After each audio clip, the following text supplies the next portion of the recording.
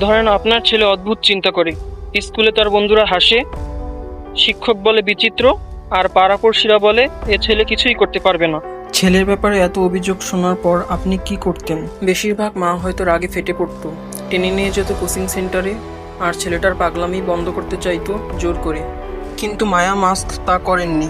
তিনি ইলনের পাগলামি দেখেও তাকে ভবিষ্যতের প্রতিভা হিসেবে দেখেছেন, কারণ তিনি জানতেন বিশ্বযুদ্ধের মতো চিন্তা আসে নিঃশব্দ ঘরে, অদ্ভুত স্বপ্ন থেকে। ইলন যখন বলেছিল সে মঙ্গলে যাবে, কেউই বিশ্বাস করেনি।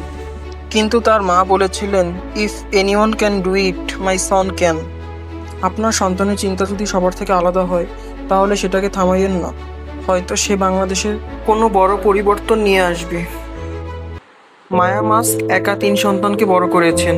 একটা সংগ্রামী মা একা 3 সন্তানকে বড় করেছেন, তাদের সব প্রয়োজন মিটিয়ে। তিনি মডেলিং করেছেন, নিউট্রিশনিস্ট হিসেবেও কাজ করেছেন, কিন্তু কখনো ইলনের স্বপ্নের পিছনে বাধা হয়ে দাঁড়ান।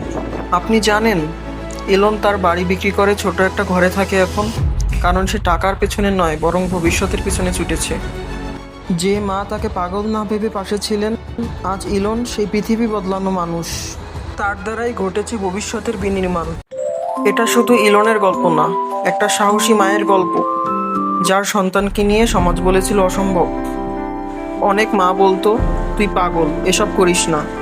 অনেক বাবা মা এরকম প্রতিভাবান সন্তানকে তুচ্ছ করতো বলেই হাজার ইলন হারিয়ে গেছে এই সমাজে। ইলন টিকেছে, সফল হয়েছে, কারণ তার পাশে ছিল একজন মা, যে বলেছিলেন, তুই যা ভাবিস আমি বিশ্বাস করি তুই পারবি। বাংলাদেশি মা বাবাদের বলি, আপনি যদি নিজের সন্তানকে না বোঝেন, তাহলে তার আত্মবিশ্বাস হারিয়ে যাবে এবং পৃথিবীও তাকে চিনবে না। এলন তার সাফল্য শুধু একার না, এটা একটা মায়ের ভরসার জয়, একটা মায়ের অন্ধকারে আলো হয়ে ওঠা। একটা সন্তান যখন স্বপ্ন দেখে তার পাশে যদি মায়া মাস্কের মতো একজন মা থাকে, তাহলে বদলে যেতে পারে এই পৃথিবী।